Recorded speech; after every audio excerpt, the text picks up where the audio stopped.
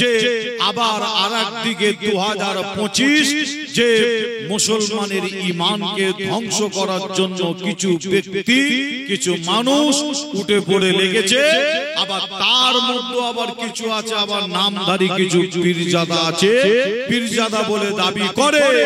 লক্ষ্য করলে দেখবে পীরজাদার যে সমস্ত শর্ত, একজন পীরজাদা হতে গেলে যে আপনার তার মধ্যে কোন রকম একটা শর্ত আপনি খুঁজে পাবেন না। তুমি দেখবেন পীরজাদার হচ্ছে দাড়ি, দেখবেন এরকম এক গাঁট দাড়ি কেটে রেখেছে। বুঝতে পারছেন? দাড়ি কতটা হবে, দাড়ি বলে না কতটা হবে, বুঝতে পারছেন? দাড়ি তো রাখতে হবে। আপনারা অনেকে দাঁড়িয়ে এখানে রাখেন না, খারাপ ভাববেন না যে আমি দোয়া চাই আল্লাহ আপনাদের রাখার তৌফিক দান করেন, আপনারা অবশ্যই রাখবেন। কিন্তু একজন ইমাম সাহেব, তিনি মসজিদের, আপনার মসজিদের ইমাম, তিনি যদি দাঁড়িয়ে না রাখে তাহলে কি মানুষ ভালো বলবে না খারাপ বলবে? ভালো না খারাপ বলবে? যে একজন পীরজাদা তার তো দাঁড়িতে হবে সেরকম এক গাঁট এরকম দ্বারা দাঁড়ি, তাও আবার দূরবীন দিয়ে খুঁজতে হবে। আবার বুঝতে পারছেন? দূরবীন দিয়ে খুঁজতে হবে। ওর মধ্যে আবার বিভিন্ন রকম কালার করে রেখেছে। আবার ওই পীরজাদা আবার হাক্কানি আলেম, যারা বর্তমান হাক্কানি পীর, তাদের আবার বিরোধিতা করে। আবার দেখবেন, লক্ষ্য করে দেখবেন, খেয়াল করে দেখবেন সোশ্যাল মিডিয়ায়। যেমন আপনাদের যদি একটা উদাহরণ দিই বুঝতে পারবে। আমার আগে আলোচনা করে গেলেন, আপনারা জানেন যে তিনার আগে তিনার ভাই, বড় ভাই আলোচনা করে গেছে। আপনাদের বললে বুঝতে পারবেন যে অল ইন্ডিয়া সুন্নাতুল জামাত এটা একটা সিলসিলা না সংগঠন? বলুন আপনারা, হ্যাঁ এটা সিলসিলা না সংগঠন? সংগঠন, এটা একটা সংগঠন, এটা কিন্তু সিলসিলা নয়। মনে রাখবেন, তিনারাও কিন্তু বলে অল ইন্ডিয়া সুন্নাতুল জামাতের ওলামা হযরত যিনারা আছেন তিনারাও বলেন এটা একটা সংগঠন, সিলসিলা নয়। কিন্তু মানুষের বেড়ে নষ্ট করছে কিছু ব্যক্তি যে ওটা একটা আলাদা সিলসিলা, দাদা পীরের একটা, দাদা হুজুরের এটা একটা আলাদা সিলসিলা। বুঝছেন না? এটা একটা সংগঠন। অল ইন্ডিয়া সুন্নাতুল জামাত একটা যেমন সংগঠন, ফুরফুরা দরবার শরীফের আমি পীরজাদা আসিম বিল্লাহ সিদ্দিকী, আমার একটা সংগঠন আছে, নাম হলো ফুরফুরা শরীফ সিদ্দিকিয়া ফাউন্ডেশন। এবং ফুরফুরা দরবার শরীফে আরো অন্যান্য পীরজাদাদের একটা করে সংগঠন। যদি পীরজাদা হয় 32 জন, সংগঠন হচ্ছে 56টা। বুঝতে পারছেন যে একটা সংগঠন, দুটো সংগঠন, কারো 3টে করে সংগঠন। যাই হোক, প্রত্যেকের কম বেশি চিন্তা ভাবনা আছে, এর মধ্যে কিছু খারাপও আছে, অধিকাংশ আবার ভালো আছে। প্রত্যেকের চিন্তা ভাবনা সংগঠন করে গরিব, এতিম, অসহায় মানুষের পাশে দাঁড়ানো, সমাজ সেবার কাজ করা, বিভিন্ন রকম চিন্তা ভাবনা নিয়ে অনেকে সংগঠন করেছে। কিন্তু আপনাদের জানাই অল ইন্ডিয়া সুন্নাতুল জামাত এদেরও এটা হলো একটা সংগঠন। ইনাদেরও চিন্তা ভাবনা গরিব, এতিম, অসহায় মানুষের পাশে দাঁড়ানো, আর পাশাপাশি বাংলার জমিনে মানুষের ঘরে ঘরে ঘরে ঘরে দরজায় দরজায় শিক্ষার আলোকে পৌঁছে দিয়া একবার জোরে বলুন। সেই কাজ বাংলার মানুষও দেখতে পাচ্ছে। শিক্ষার দিক থেকে তিনারা যথেষ্ট আগে, তাই তো নাকি? বাংলার মানুষ জানে শিক্ষার দিক থেকে যথেষ্ট খেদমত করছে। যে তবে আপনাদের যারা এই অল ইন্ডিয়া সুন্নাতুল জামাতের বর্তমান আপনাদের জানাই যে হাজার হাজার হাজার হাজার আলেমের উস্তাদ, হাজার হাজার আলেম হাফেজ, তাদের উস্তাদ যিনার নাম হচ্ছে জানাব হযরত মাওলানা মোহাম্মদ মুফতি পীর আব্দুল কাইয়ুম সাহেব। কি আপনারা তিনাকে দেখেন না? আপনারা তিনার হাতে হাত দিয়েছেন, তিনার কাছে দোয়া নিয়েছেন, সহবতে উঠেছেন, বসেছেন আপনারা প্রত্যেকে। তবে আপনাদের এই কথা বলতে বলতে এদিকে চলে আসলাম, তার কারণ হলো এটাই যে বর্তমান সময় দেখবেন কোন এক পীরজাদা বক্তব্য দিতে দিতে বলছে যে অল ইন্ডিয়া সুন্নাতুল জামাতের ওলামা হযরত তিনাদের এবং তাদের যারা অজনসিয়া শোনে, তার মানে আজকে আপনারা অজনসিয়া শুনেছেন, আপনাদের কথা বলছে। আর আপনার যিনারা অল ইন্ডিয়া সুন্নাতুল জামাতের সাথে সম্পর্ক রাখে, ইনাদের জানাজার নামাজটা পড়া হচ্ছে হারাম হারাম হারাম। জোরে বলুন নাউজুবিল্লাহ। জোরে বলবেন। বুঝতে পারছেন? ফতোয়া দিচ্ছে। তবে আপনাদের ছোট ভাই ছেলে হিসাবে আমি আপনাদের বলে যাই, এই ফতোয়াটা যে দিয়েছে হারাম বলে, যে হারাম বলার কারণে এতটুকু তিনি যদি বলতো আমি জানাজা আমি পড়বো না, সেটা আলাদা ব্যাপার।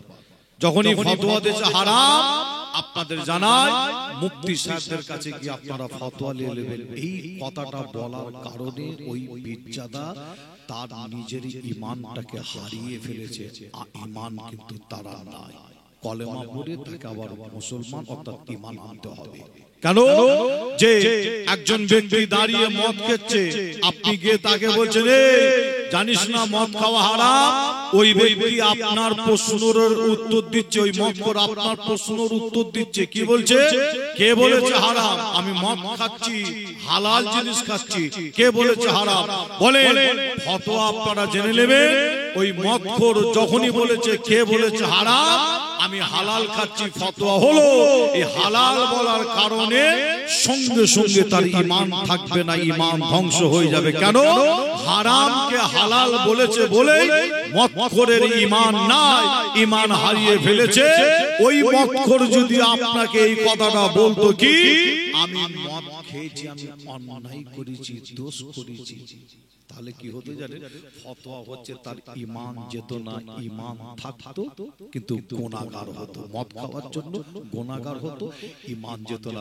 যখনই নিশাখোর, মালখোর, মদখোর আপনাকে বলেছে কে বলেছে হারাম, আমি হালাল খাচ্ছি, ফতোয়া হচ্ছে ওই ব্যক্তির, ওই মদখোরের ঈমান নাই, ঈমান ধ্বংস করে ফেলেছে। তাহলে আপনাদের বোঝানোর জন্য বলি, আপনার হারামকে কেউ যদি হালাল বলে ফতোয়া হচ্ছে ঈমান চলে যাবে, আবার কেউ যদি হালালকে যদি আবার হারাম বলে তারও ঈমান চলে যাবে। কেউ যদি জায়েজকে নাজায়েজ বলে ফতোয়া হচ্ছে তারও ঈমান চলে যাবে। ফতোয়া আপনারা নেবেন। এবার আপনারা হিসাব করুন, অল ইন্ডিয়া সুন্নাতুল জামাতের ওলামা হযরতদের মধ্যে আল্লাহ করে আলেম আছে, হাফেজ আছে, মাওলানা আছে, কারি আছে, মুফতি আছে, যে আল্লাহওয়ালা মানুষ আছে, দরবেশ মানুষ আছে, ফকি মানুষ আছে, যে অল ইন্ডিয়া সুন্নাতুল জামাতের ওলামা হযরতদের সাথে যারা সম্পর্ক রেখেছে, অর্থাৎ আপনাদের মতন যিনারা মানুষ আছে, তিনারা হাজি আছে, নামাজি আছে, রোজাদার আছে, যে আল্লাহ করে আপনারাও সম্পর্ক রাখেন, মহব্বত রাখেন। যে তাহলে এবার আপনারা বিচার করুন যে এই যে জানাজার নামাজ পড়া যে হারাম বললো, যে এই জানাজার নামাজ পড়া হারাম যে বললো, জায়েজটাকে না জায়েজ অর্থাৎ হারাম বলার কারণে ওই পীরজাদা নিজের ঈমানটাকে হারিয়েছে। ফতোয়া হলো তাকে আবার প্রকাশ্য মাইকে দ্বিতীয়বার কলমা পড়ে মুসলমান হতে হবে, তারপরে ঈমান ফিরে পাবে। মুসলমানের ঘরের ছেলে মেয়েরা, বাড়া তরুণেরা, আমার নওজওয়ান যুবকেরা, পর্দার অন্তরালে মা বোনেরা, প্রেমিকেরা, তাই আমি আসিম বিল্লাহ আপনাদের কষ্ট দেব না। আখিরি দোয়া মোনাজাত খুব তাড়াতাড়ি করব, তবে আখিরি দোয়া মোনাজাত করার আগে জানিয়ে দেয়া যায়, কঠিন সময়, কঠিন টাইম আপনাকে আমাকে বুঝে সুঝে চলতে হয়, বুঝে সুঝে পা ফেলতে হয়, বুঝে সুঝে হাত দিতে হয়। আপনি চাঁদ তার হাতে হাত দিয়ে দেবেন যে না, চোখ বন্ধ করে অন্ধ ভক্ত হলে হবে না। এ নবী প্রেমিকেরা, আপনারা শিক্ষা নেন, আল্লামা রুহুল আমিন সাহেব হুজুরকে দেখে শিক্ষা নেন। মুজাদ্দিদুজ্জামান দাদা হুজুর পীর কেবলার হাতে হাত দেওয়ার আগে তিনি এলেমের দ্বারাই দাদা হুজুরকে যাচাই করেছিল। এ নবী প্রেমিকেরা, অন্ধ ভক্ত হলে হবে না। আপনার কার হাতে হাত দিচ্ছে আপনাকে আমাকে যাচাই করতে হয়, পরীক্ষা করতে হয়। কেননা আখিরি জামানা মুজাদ্দিদুজ্জামান দাদা হুজুর পীর কেবলা তিনি ওসিয়াত নামায় লিখে দিয়ে গেছে, আমার আওলাদের আওলাদ, আওলাদের আওলাদ, আওলাদের আওলাদ, খলিফার আওলাদের আওলাদ, আওলাদের আওলাদ, আওলাদের আওলাদ, ফুরফুরা পীর আবু বকর দাদা হুজুর খুদ তিনি ওসিয়াতনামায় লিখে দিয়ে যাচ্ছে আমার আওলাদের আওলাদ খলিফার আওলাদের আওলাদ যারা বেলাইনে চলাফেরা করবে শরিয়াত বিরোধী ইসলাম বিরোধী আমার সিলসিলা বিরোধী যারা চলাফেরা করবে বাবা তার পাশে বসবে না উঠবে না যাবে না বসবে না উঠবে না যাবে না হে নবী প্রেমিকেরা আজ আপনাদের জানিয়ে দিয়ে যায় দাদা হুজুর ওসিয়াতনামায় এই কথাটা এই কলমটা চালিয়ে দিয়ে গেছিল আমার মনে হয় এই বর্তমান পরিস্থিতির দিকে লক্ষ্য করে আল্লাহর ওলিরা তেনারা এমন একটা দরজার মানুষ হয়ে গিয়েছিল আমার আল্লাহ পাক ওলি বান্দাদের জানিয়ে থাকতো এ নবী প্রেমিকেরা তাই আপনাদের জানিয়ে দিয়ে যায় বর্তমান কঠিন সময় কঠিন টাইমে আপনি হাতে হাত দিচ্ছে লক্ষ্য করে দেখবেন যাচাই করে দেখুন পরীক্ষা করে দেখুন আপনার ওই পিজ্জাদাটা মালখোর পিজ্জাদা কেনা গাঁজাখোর পিজ্জাদা কেনা আপনার মহিলার সাথে সম্পর্ক রাখা পিজ্জাদা কেনা আপনাকে আমাকে যাচাই পরীক্ষা করতে হয় হারাম খাওয়া পিজ্জাদা কেনা এ যুবকেরা আপনাদের জানিয়ে দিয়ে যায় আল্লামা রুহুল আমিন সাহেব হুজুর ফুরফুরা পীর আবু বকর দাদা হুজুরের হাতে হাত দিয়ে আল্লামা রুহুল আমিন সাহেব হুজুর যিনাকে বলা হয় ইলমের দরিয়া ইলমের সাগর দাদা পীরের হাতে হাত দেওয়ার আগে আল্লামা রুহুল আমিন সাহেব হুজুর চোখ বন্ধ করে হাতে হাত দিয়েছিল যে না তিনার ইলমের দ্বারা ফুরফুরা পীর আবু বকরকে যাচাই করে পরীক্ষা করে দেখেছিল আল্লামা রুহুল আমিন সাহেব হুজুরের ইলমে ধরা পড়েছিল যদি হাক্কানি পীর যদি থাকতে হয় তিনি অন্য কেউ না আল্লাহ পাক যাকে তাম পৃথিবীর মুজাদ্দিদ করেছে তিনি অন্য কেউ না ফুরফুরা পীর আবু বকর দাদা হুজুর পীর কেবলা রাহমাতুল্লাহ আলাইহি ওই সময় রুহুল আমিন সাহেব হুজুর থাকতে না পেরে দাদা হুজুরের হাতে হাত দিয়ে ইলমে মারিফাতের শিক্ষা তাসাউফের শিক্ষা আধ্যাত্মিক শিক্ষা জাহিরি বাতিনি শিক্ষা নিয়ে তিনি একজন বড় আল্লাহর ওলি হয়ে গিয়েছিলেন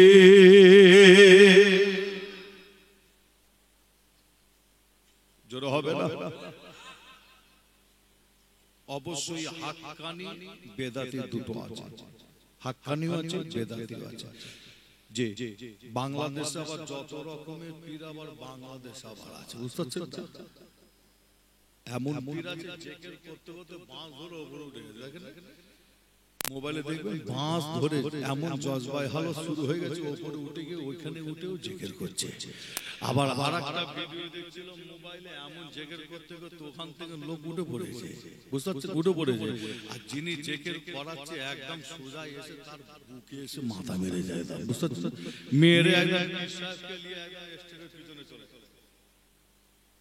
বুঝতে পারছেন ওই স্টেজের উপরে ডিংবাজি মারছে বাংলাদেশে কত রকম পীর নেবেন যে আপনাদের ছোট ভাই ছেলে হিসাবে জানাই বর্তমান সময় এই পশ্চিম বাংলার জমিনে বেদাতি অনেক ছেয়ে গেছে আল্লাহ হেফাজত করেন মহিলাদের হাতে আতর মাখানো পিসায় পশ্চিম বাংলার জমিনে আছে আবার বুঝতে পারছেন মহিলাদের যে ডাইরেক্ট আবার মহিলাদের মুরিদ করছে এরকম আবার পশ্চিম বাংলায় পীর আছে খুব সাবধান যে আপনাদের জানাই হাক্কানি পীর তার হাতে হাত দিতে হয় হাক্কানি আলেম হাক্কানি পীর তাদের হাতে হাত দিয়ে ইলমে মারিফাতের শিক্ষা তাসাউফের শিক্ষা আধ্যাত্মিক শিক্ষা বাতিনি শিক্ষা এই সমস্ত শিক্ষা যদি আপনি নিতে পারেন মনে রাখবেন আপনিও আল্লামা রুহুল আমিন সাহেব হুজুরের মতন ব্যক্তি মানুষ যদি নাও হতে পারেন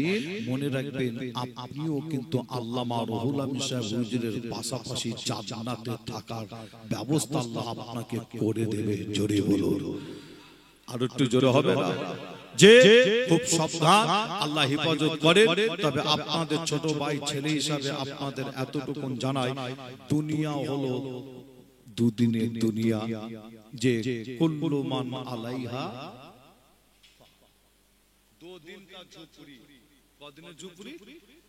2 दिन का झुपड़ी। এই দুনিয়া যে কবরে প্রত্যেককে যেতে হবে, যে কিন্তু হকের উপরে, ন্যায়ের উপরে, সত্যের উপরে দাঁড়িয়ে যদি দুনিয়া থেকে বিদায় দিতে পারেন, আল্লাহর জান্নাত নসিব হবে। জোরে বলো, আরো জোরে হবে। মুসলমানের ঘরে ছেলে মেয়েরা, পাড়া তরুণেরা, আয় আমার নবীর উম্মত উম্মতিরা, এ আমার নবীর উম্মত উম্মতিরা, তাই আপনাদের জানিয়ে দেয়া যায়, হাক্কানি আলেমের সাথে থাকুন। হকের উপরে, ন্যায়ের উপরে, সত্যের উপরে যারা আছে, আপনি তাদের মজবুত করে ধরুন। আপনাদের জানিয়ে দেয়া যায়, ফুরফুরা জমিনে আজও পর্যন্ত হাক্কানি আলেম, হাক্কানি পীর আছে আল্লাহ করে। ফুরফুরা জমিনে আজও পর্যন্ত ইসলাম মেনে, শরিয়াত মেনে, দাদা পীরের সিলসিলা মেনে আজও আল্লাহ করে অনেকে পীরজাদা আছে। তবে হাতে গোনা, মোবাইল খুললে দেখতে পাবে, হাতে গোনা কয়েকজন পীরজাদা, 3 থেকে 4টে পীরজাদা। মনে রাখবে, সিলসিলা বিরোধী, ইসলাম বিরোধী, দাদা পীরের সিলসিলা বিরোধী, ইসলাম বিরোধী, কোরআন বিরোধী, শরিয়াত বিরোধী চাল চলন, কথাবার্তা। এই যুবকেরা, এদের থেকে সাবধান, সাবধান, সাবধান। আপনাদের জানিয়ে দিয়ে যায়, আপনাদের বলে দিয়ে যায়, পীরের ঘরের বাচ্চা হিসাবে জানিয়ে দিয়ে যায়, দাদা হুজুর পীর কেবলা ওসিয়াত নামায় এই কথাটা লিখে গিয়েছিলেন। আমি মনে করি এদের জন্য,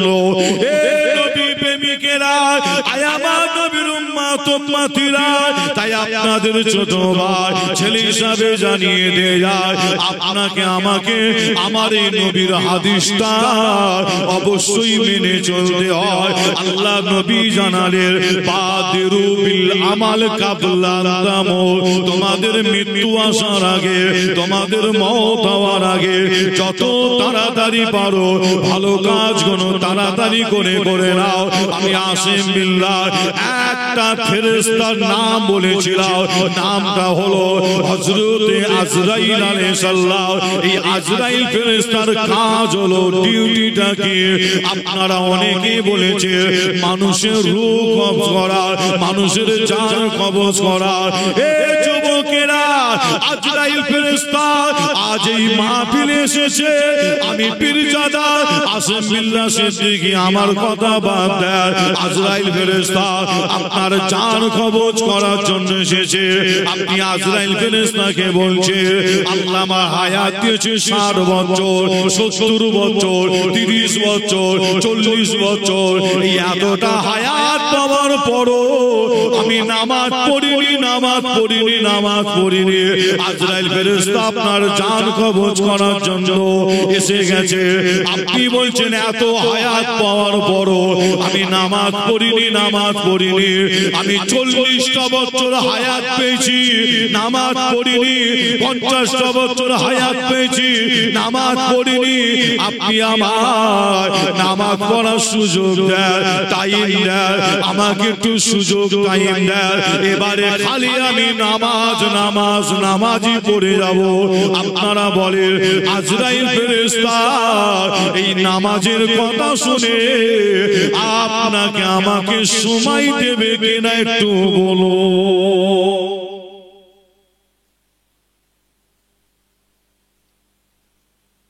কি সময় দেবে? আজরাইল ফেরেশতা এসেছে জান কবজ করার জন্য। আপনি বলছেন আমি তো নামাজ পড়িনি, এত হায়াত পাওয়ার পরও আর 1 বছর সময় দেন, আমি খালি নামাজই পড়ে যাব। দুনিয়ার কোনো চিন্তা ভাবনা আমার মনের মধ্যে রাখবো না, খাওয়া দাওয়া বন্ধ করে দেবো, শুধু নামাজ আর নামাজ পড়ে যাব। বলে নামাজ পড়া ভালো না খারাপ? বলো, ভালো তো নাকি? তাহলে আজরাইল ফেরেশতার কাছে যদি নামাজ পড়ার জন্য সময় চান, কি নামাজ পড়ার টাইম বা সময় দেবে বলে মনে হয় কি? যে দেবে না। রোজা রাখার জন্য যদি সময় চাই যে আমি রোজা রাখিনি, একটু রোজা রাখার জন্য সময় দেন, আপনি এখন চলে যান, আমি এবারে খালি রোজা রাখবো। বলে রোজা রাখা ভালো না খারাপ? রোজা রাখার টাইম সময় আজরাইল ফেরেশতা দেবে না। তাই আমার রাসূল বলছেন বাদিরু বিল আমাল কাবলা আন তামুত, তোমাদের মৃত্যু আসার আগে যত তাড়াতাড়ি পারো ভালো কাজগুলো তাড়াতাড়ি করে দাও। ভালো কাজ বলতে নামাজ পড়া ভালো কাজ, রোজা রাখা ভালো কাজ, দান খয়রাত করা ভালো কাজ, জিকির আজকার করা ভালো কাজ। যে মনে রাখবেন আজকে আপনারা এখানে এসে বসেছেন, এটা হচ্ছে একটা ভালো কাজ। আর মুসলিম উম্মার ঐক্যের জন্য যে যুবকটা এগিয়ে এসেছে যাতে মুসলমান মিলেমিশে থাকতে পারে, মুসলমান একে অপরের সাথে মিলেমিশে থাকতে পারে, মুসলিম উম্মার জন্য যদি আপনি কিছু কাজ করেন মনে রাখবেন এটাও হচ্ছে একটা ভালো কাজ। একবার জোরে বলুন সুবহানাল্লাহ। আরো জোরে হবে না? যে বর্তমান সময় কঠিন সময়, কঠিন টাইম 2025 আপনারা জানেন, বিশাল প্ল্যান চক্রান্ত চলছে মুসলমানের উপরে। বলতে গেলে অনেক সময় লাগে, এতটুকু আপনাদের কাছে জানাই এই কঠিন সময় কঠিন টাইমে আমরা মুসলমান যদি একটা প্ল্যাটফর্মের নিচে একটা ছাতার তলায় যদি আসতে যদি না পারি, সামনে কঠিন সময় আসছে, মনে রাখবেন লিখে রাখবেন কপালে কিন্তু আমাদের বিপদ আছে। মনে রাখবেন যে তাই আমি আসিম বিল্লাহ সিদ্দিকী মেসেজ দিচ্ছি এবং আমি কাজও আল্লাহ করে শুরু করেছি যে আপনার মাসলা আপনার কাছে, আমার মাসলা আমার কাছে। আমি আসিম বিল্লাহ সিদ্দিকী দাদা হুজুর পীর কিবলার ঘরের বাচ্চা, আমি আমার আকীদার জায়গায় আমি আমার মজবুত আছি। যে আপনি আপনার জায়গায় মজবুত আছেন, মজবুত থাকেন, আমি আমার মজবুত আছি। আপনার মাসলা আপনার কাছে, আমার মাসলা আমার কাছে। যে যখন কোরআনের উপরে, দ্বীনের উপরে, শরীয়তের উপরে, ইসলামের উপরে, মুসলমানের উপরে যখন মুসলমানের মসজিদ মাদ্রাসা খানকা কর্মস্থান দখল করার প্ল্যান করবে, আমরা যদি একটা প্ল্যাটফর্ম ছাতার তলায় যদি এসে দাঁড়াতে পারি, ইনশাআল্লাহ মসজিদ দখল করা তো দূরের কথা, মসজিদের একটা ইট খোলার ক্ষমতা কারো হবে না। একবার জোরে বলুন, জোরে হবে না? যে আমি আসিম বিল্লাহ সিদ্দিকী এই মেসেজ দিচ্ছি আর এই চিন্তা ভাবনা নিয়ে কাজ করছি আল্লাহ করে যাতে আমরা একটা জায়গায় আসতে পারি। যে এই মেসেজ এই কাজ যখন আমি শুরু করেছি, ভালো কাজে কিছু বাধা অবশ্যই হয়। কি হয় না? ভালো কাজে কিছু বাধা হয়। যে আমি জানি না তারা কেন বাধা দিচ্ছে, যে আমি জানি না তারা আমার মেসেজটা ঠিক তারা ভুল ঠিক বুঝতে পারছে কিনা জানি না, হয়তো ভুলও বুঝতে পারে। তবে আমি তাদের জন্য দোয়া চাই, আল্লাহ তাদের হিদায়াত করুন, আল্লাহ তাদের বুঝার তৌফিক দান করুন, হিদায়াত দান করুন। তবে আপনার এটাও বলে যাই পাশাপাশি, আমার নবীর জামানা থেকে নিয়ে ইসলামের সবথেকে বেশি ক্ষতি করেছে মনে রাখবেন মুনাফিক। তাদের মাথায় টুপি ছিল, দাড়ি ছিল, জুব্বা ছিল। আজ যদি 4 জন 5 জন যদি মুনাফিক যদি আমার কাজে যদি বাধা দেয় অর্থাৎ বিরোধিতা করে, আমি কি কাজ আমার এখানে থামিয়ে দেব না ভালো কাজ আগিয়ে নিয়ে যাব? ভালো কাজ আগিয়ে নিয়ে যাব। অবশ্যই আমি যে রাস্তায় যে কাজে নেমেছি মনে রাখবেন মুসলিম উম্মার ঐক্যের জন্য কাজ আল্লাহ করে করছি। আমার এই কাজে আপনারা সহযোগিতা করবেন, বিশেষ করে আমার যুবক ভাইরা মুসলিম উম্মার জন্য আপনারাও এগিয়ে আসবেন। অনেক আপনারা সংগঠন করেছেন, অনেক পীরজাদার পিছনে আপনারাও দৌড়েছেন। একটু মুসলিম উম্মার ঐক্যের জন্য যুবকরা এগিয়ে আসুন। মুরব্বি চাচাদের দোয়া, মা বোনেদের দোয়া থাকলে ইনশাআল্লাহ আমরা যে কয়েক বছরের মধ্যে ইনশাআল্লাহ রাস্তায় যখন নেমেছি কাজ করতে, এক্ষুনি যে হঠাৎ হয়ে যাবে সবকিছু তা নয়। মনে রাখবেন একটু সময় লাগে, তাই তো নাকি? যে কোনো জিনিসের সময় লাগে। এতটুকুন বলি, কয়েক বছরের মধ্যে পশ্চিম বাংলায় ইনশাআল্লাহ ভালো কিছু একটা জিনিস পশ্চিম বাংলার মানুষ ইনশাআল্লাহ দেখতে পাবে। একবার জোরে বলুন সুবহানাল্লাহ। আল্লাহ কবুল করেন, আল্লাহ আমাদের মনের নেক আশাকে পুরা করেন। জোরে বলুন আল্লাহুম্মা আমিন। একবার দরুদ শরীফ আল্লাহুম্মা।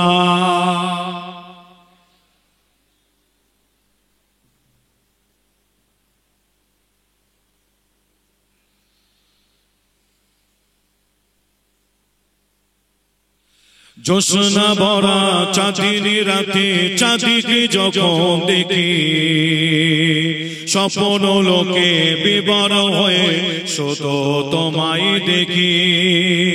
জোরে হবে না সুবহানাল্লাহ? আর একটু জোরে হবে না? আজকে ঠান্ডা বেশি না কম? বেশি বেশি লাগছে, তাহলে আর বেশি করা যাবে না নাকি? তাহলে শেষ করে দিয়ে পারবো। তাই তো নাকি? ঠান্ডা যখন একটু বেশি বেশি লাগছে, আর কমিটি ভাইরাও বলেছে ভাইজান আপনি ওঠার পরে, কমিটি ভাইরাও বলেছে ওঠার পরে প্যাকিং করা শুরু করে দেবো। তার মানে ও আচ্ছা, যাই হোক, প্যাকিং করা মোটামুটি শুরু হয়ে গেছে। আর আপনার 12:42 হয়ে গেছে, একটার মধ্যে দোয়া হবে।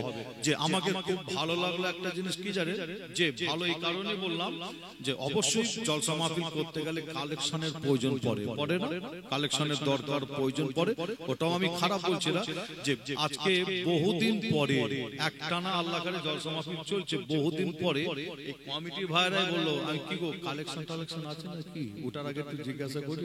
বলে ভাই জান না, আমাদের কালেকশন করতে হবে না, আমাদের মোটামুটি আল্লাহ করে। তাই তো আপনারা সব সহযোগিতা করেন, আল্লাহ করে হয়ে যায়। যে অনেক জায়গায় কালেকশনের থাকলে আবার কি হয়, টাইম তখন কিন্তু ঠিক করা যায় না, বুঝতে পারছেন না? যে 2 ঘন্টার জায়গায় শেষে থাকলে 2.5 ঘন্টা 3 ঘন্টা মতন হয়ে যায়। কালেকশন করতে করতে কালেকশন তো বন্ধ করা যায় না, মানুষ দিচ্ছে, বন্ধ করা যায় না। যাই হোক, আপনাদের কষ্ট দেবো না, ইনশাআল্লাহ 1টার মধ্যে বা 1:10-15 মধ্যে আখিরি দোয়া মোনাজাত হয়ে যাবে। আজকে আমরা প্রত্যেকেই নবীর মহব্বত ভালোবাসায় এই কোরআনী প্যান্ডেল, ইসলামিক প্যান্ডেলের নিচে এসে বসেছি, মা বোনেরা বসেছে। আল্লাহ আপনাদের বসার তৌফিক দান করুন। যে একটি ছোট্ট গজল, যে একটু সকলে একটু জোরে হবে না সুবহানাল্লাহ? আর একটু জোরে হবে না? আর একটু জোরে বলবেন না? জোছনা ভরা চাঁদিনী রাতে চাঁদিকে যখন দেখি স্বপ্ন লোকে বিবর হয়ে শুধু তোমায় দেখি। জোছনা ভরা চাঁদিনী রাতে চাঁদিকে যখন দেখি স্বপ্ন লোকে বিবর হয়ে শুধু তোমায় দেখি। একাই বসে মগ্ন হয়ে ভাবি নীরবে বিশ্বটাকে সাজিয়েছ অতি নিপুণ ভাবে। বিশ্বটাকে সাজিয়েছ অতি নিপুণ ভাবে। সাদা কালো ধূসর মেঘে খেলা দেখি যখন হৃদয় আমার ভালোবাসা বেড়ে ওঠে তখন। সাদা কালো ধূসর মেঘে খেলা দেখি যখন হৃদয় আমার ভালোবাসা বেড়ে ওঠে তখন। একাই বসে মগ্ন হয়ে ভাবি নীরবে বিশ্বটাকে সাজিয়েছ অতি নিপুণ ভাবে। বিশ্বটাকে সাজিয়েছ অতি নিপুণ ভাবে। জোছনা ভরা চাঁদিনী রাতে চাঁদিকে যখন দেখি স্বপ্ন লোকে বিবর হয়ে শুধু তোমায় দেখি। আল্লাহ উম্মা